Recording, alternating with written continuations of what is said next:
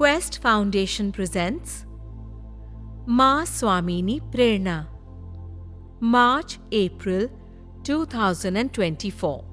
The theme of the magazine is Kindness, Love, Compassion. મૈત્રી ભાવનું પવિત્ર ઝરણું, માનવતાની મહેક, મૈત્રી, પ્રેમ અને અનુકંપા. પરમ પૂજ્ય હીનાબાઈ મહાસતીજી. અનંત ઉપકારી પરમાત્મા ફરમાવે છે, જગતના તમામ જીવો મારા છે અને જે મારા છે તે બધા જ સારા છે. બધાની સાથે મારે આત્મીય મૈત્રી છે અને જેની સાથે આત્મીય મૈત્રી છે તે તમામ જીવો સાથે પ્રેમ અને અનુકંપા છે. જૈન ધર્મ કહે છે, તીર્થંકરત્વને જન્મ આપનારી મૈત્રી છે. તીર્થંકરનો આત્મા એવી ભાવના ભાવે છે, સર્વે જીવ કરું શાસન રસી, એટલે જગતના તમામ જીવોને શાસનના, ધર્મના, સત્યના રસિક બનાવવું. સર્વ જીવોના આત્મહિતની ભાવના તે આત્માને તીર્થંકરની ભેટ આપે છે. ભગવાન મહાવીર સ્વામીના જીવનની મૈત્રી ભાવના, અનુકંપા ભાવના ઉચ્ચ કક્ષાની હતી. તેમના સાનિધ્યમાં જે કોઈ આવે, દોસ્ત બનીને આવે કે દુશ્મન બનીને આવે, તે દરેકને પરમાત્માનો આત્મા પ્રેમથી, સ્નેહથી સ્વીકારે એટલું જ નહીં, પરંતુ દરેક આત્માને સુધારે, કારણ કે ભગવાન જાણે છે, દરેકનો આત્મા મારા જેવા જ છે. પૂર્વ કર્મના કારણે તે જીવ કંઈ ને કંઈ ભૂલ કરી રહ્યો છે. તેમના પ્રત્યે પ્રેમ અને મૈત્રી ભાવ રાખવાથી તે જીવ પણ શિવ બનવાને લાયક બને છે. શ્રી પરમ પૂજ્ય ચિત્રભાનુજીએ પોતાની પ્રખ્યાત રચનામાં સુંદર મજાના ભાવો આ સમાજને આપી એક મોટો ઉપકાર કર્યો છે. મૈત્રી ભાવનું પવિત્ર ઝરણું. આ કાવ્યની એક એક કડીમાં જીવને શિવ બનાવવાની સુંદર ભાવના દર્શાવેલ છે. ગમે તેવો ક્રૂર માણસ, અધર્મી માણસ, તેના માટે પણ કરુણાભાવ રાખી તેને પણ પ્રેમ આપી ધર્મના માર્ગે વાળવો જોઈએ. આવા ભાવોથી જ વાલ્યો વાલ્મીકી બન્યો હતો. પોતાને બદલાવવું હશે કે બીજાને બદલવા હશે તો મૈત્રી ભાવના પવિત્ર ઝરણામાં ડૂબકી લગાવવી જ પડશે. મૈત્રી એટલે દરેક જીવને પોતાના જેવા જ માનવા, દરેક જીવને આદર સન્માન આપો, દરેકનું સુખ ઈચ્છવું. પ્રેમ આપવાથી ગમે તેવો જીવ પણ સાચા રાહે આવે છે. ચંડકૌશિકે પ્રભુને ડંખ માર્યો, પ્રભુએ તેમને પ્રેમ આપ્યો તો ચંડકૌશિક પણ પ્રભુના ચરણમાં સમર્પિત થઈ ગયો.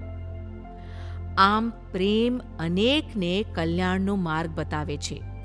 શબરીએ રામને પ્રેમ કર્યો, મીરાએ કૃષ્ણને પ્રેમ કર્યો, ગૌતમ સ્વામીએ મહાવીર સ્વામીને પ્રેમ કર્યો, પ્રભુ મહાવીરે વિશ્વના તમામ જીવોને પ્રેમ કર્યો.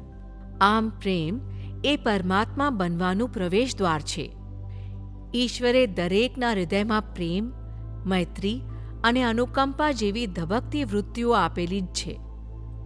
ક્યારેક કોઈ સંજોગવશાત કોઈ જીવને દુઃખી, દયાજનક પરિસ્થિતિમાં જોઈએ ત્યારે તરત જ તેમને મદદ કરવાની, હિંમત આપવાની અને હૂંફ આપવાનું મન થાય તો જ અનુકંપા. અનુકંપા હસ્તરેખામાં નથી હોતી, એ તો હૃદયના ધબકારામાં હોય છે. જ્યારે કોઈ દુઃખી કે પીડિતને મદદ કરીએ ત્યારે તે પીડિત બે હાથથી નહીં પરંતુ હૃદયથી વંદન કરતો હોય છે. અનુકંપા એટલે બીજાના દુઃખ દર્દ જોઈ હૃદય પીગળી જવું એટલું જ નહીં, પરંતુ તેના દુઃખ દર્દને દૂર કરવા તે જ સાચી અનુકંપા છે. આ અંગે એક નાની વાત. એક ચોર રોજ કોઈના ઘરમાં ઘૂસીને હાથ આજમાવતો અને જે મળે તે લઈને છટકી જતો. એક દિવસ કડકડતી કાતિલ ઠંડીમાં ચોરી કરવા એક ઘરમાં ઘૂસ્યો, પરંતુ ઘરધણી સાવ નિર્ધન હતો. ઘરના ચારે ખૂણા સાવ ખાલી હતા. ચારે બાજુ ઘણા ફાફા માર્યા, પરંતુ કશું હાથ લાગ્યું નહીં.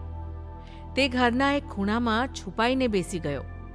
જે ઘરે આવ્યો હતો તે ઘરના કુટુંબ પાસે ઠંડીમાં પહેરવા માટે પૂરતા વસ્ત્ર પણ ન હતા. તેમને એક નાનું બાળક હતું. ઠંડી સહન ન થવાના કારણે બાળક રડતું હતું. પત્ની તેના પતિને કહે છે, ઘરમાંથી કંતાન શોધી બાળકને ઓઢાડો. તેમનો પતિ આખા ઘરમાં કંતાન ગોતે છે, પરંતુ ક્યાંય પણ એક કપડું પણ જડતું નથી. પોતે જ પહેર્યું હતું તે કાઢી બાળકને ઓઢાડે છે, છતાં પણ બાળક ઠંડી સહન કરી શકતું નથી. બાળક રડતું રહે છે. માતા પિતાને ઊંઘ આવી જાય છે. પહેલો ચોર આ દ્રશ્ય જુએ છે, તેનું હૃદય અનુકંપાથી પીગળી જાય છે. રડતા બાળકને જોઈ તેની આંખમાં અનુકંપાના આંસુ આવી જાય છે. તે ચોર પોતાનો ધાબળો રડતા બાળકને ઓઢાડી ચૂપચાપ ચાલ્યો જાય છે. થોડી વાર પછી માતા બાળકના શરીર પર હાથ ફેરવે છે.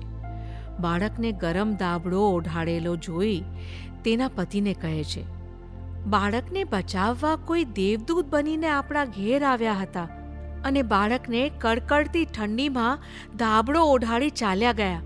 ગમે તેવો માણસ જ્યારે પણ દયાજનક દ્રશ્ય જુએ છે ત્યારે તેનું હૃદય અનુકંપાથી પીગળી જાય છે. બસ આ જ સાચો ધર્મ છે અને આ જ પરમાત્માનો સાચો પંથ છે.